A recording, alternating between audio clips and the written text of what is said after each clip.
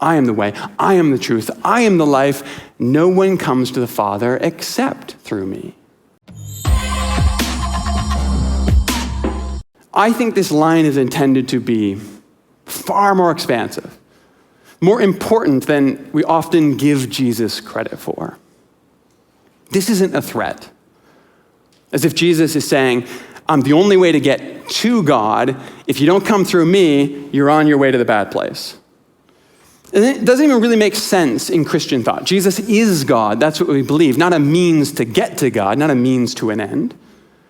And so the key here is to understand that each of these words are actually divine titles that have been taken from the Hebrew Scriptures and applied to Jesus by Jesus.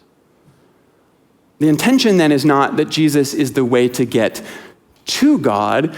Instead, Jesus is the way of God, embodied for us perfectly in the human story to imitate. Jesus is the way of God, walked out in front of us. Jesus is the life of God, lived with us. Jesus is the truth of God, now made tangible for us. That's what the incarnation is about. And what that means is that no one has ever, no one will ever, no one ever could possibly find their way back to God without finding themselves walking the path that Jesus shows us. That's why, for me, the idea that Jesus is simply claiming you have to go to church or you have to even call yourself a Christian to get to heaven, it tragically minimizes the scope of what Jesus is actually claiming about himself here.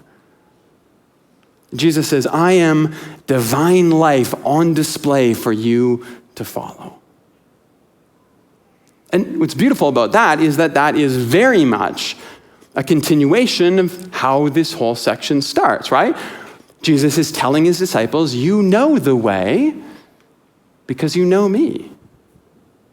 You've watched me, you've walked with me, you've ate with me, you've seen how I move through the world, and even when you struggle to follow it, you know what grace and peace really looks like now.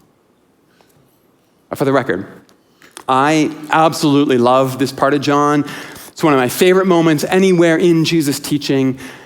It's a passage I work to remind myself of regularly, that my faith in Jesus requires me to trust his way, his path in the world. Faith is one foot in front of another every day. I owe that lesson to Thomas. I'll always be grateful to him.